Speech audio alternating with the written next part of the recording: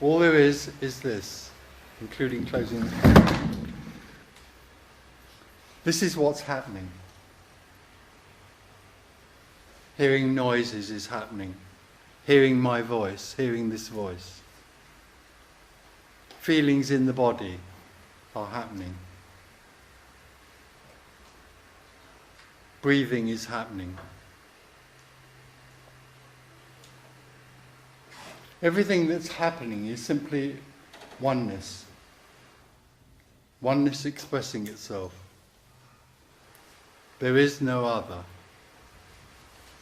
And in that happening arises the idea that there's a separate entity to which all this is happening. I am a separate person. This is my body. I'm sitting on a chair. I'm breathing. I'm hearing this voice. And all this, in that seeing, in that feeling, in that perception of being a separate entity arises the sense of separation, the sense of being a subject and everything else being an object. So I am a person and everything else is happening around me. It's out there happening to me. And we grow up in this sense, and we live and grow up and are taught by other people who live in the same dream, in the dream of being separate. And this sense is reinforced in us through everything that we deal with. If you look at the world we live in, it's all about individual success or failure. And we're taught by our parents, our teachers, the priests, the boss, our wives, our husbands. Everything is a reinforcement of the sense of being separate. And there's a contraction into that separation. It's an energetic contraction into being a separate person and protecting ourselves from the world out there that in some senses can feel as though it's threatening. And for many of us, that's the way our lives are lived, in that sense of being separate and trying to succeed in some way or other. Very simplistic, but that's how it works. But for some of us, there's a feeling of a sense of loss, a feeling that this isn't complete. There's something that's missing. There's some sort of secret which can't be deciphered, some sort of secret, a sense of something that's missing. And so we go to religion, or we might go to therapy, or we might hear about something called enlightenment. So we go and find an enlightened teacher, a so-called enlightened teacher. And because basically we feel separate, we are seeking. There's a whole sense of seeking something. And so we go to a teacher, because we have that energy of seeking, we go to a teacher who comes from the same perception, the perception of being separate, a separate individual. And that teacher talks to us as though we are separate individuals and we have a choice. And that teacher may have had an experience of some sort, may even have had an awakening experience, and in some way or other is convinced that they are enlightened. And because they did A, B or C, like in meditation, self-inquiry or whatever, they then communicate the idea of progressive endeavour to the individual. So they speak to the individual and they say to the individual, you are a separate individual, and in order to become enlightened you need to take this path, meditation or whatever. And the whole of our upbringing and the whole way we are is all based on the idea that there is a separate entity and there is something that can be got. And the other thing about this happening of separation is that there's a sense that there's always something else to get.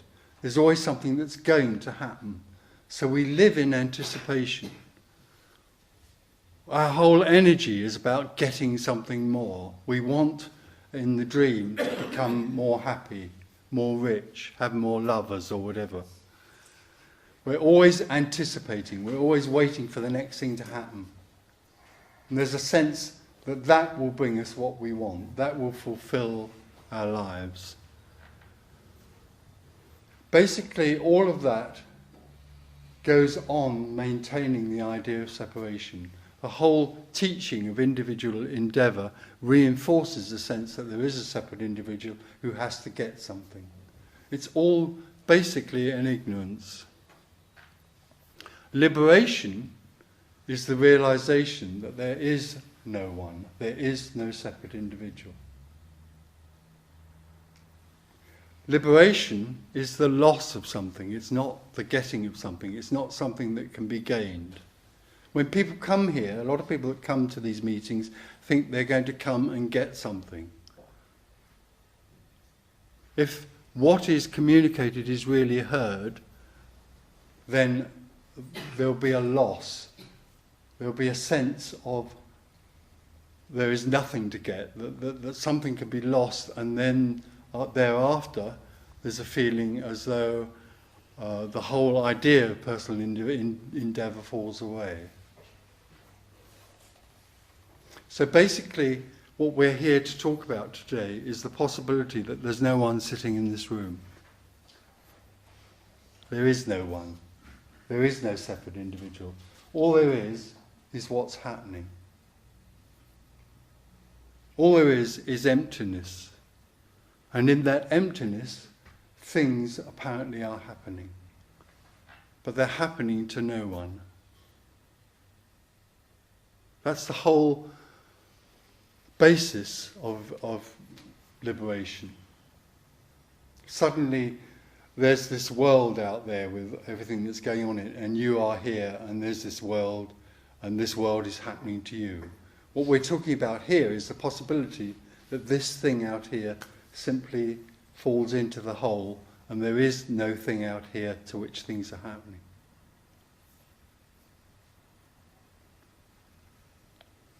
What also arises in that realization that there is no one is the realization that there is no choice, there is nothing that can be done. There is no such thing as free will, except in the dream. In the dream of being separate, we feel that we can do things, choose better or worse. In liberation, it's realized that there is no one, there is no choice. All there is this. All there is what is happening. So we can use words together, we can talk about this together and share this. We can rediscover this together. This radical and rare message can be rediscovered.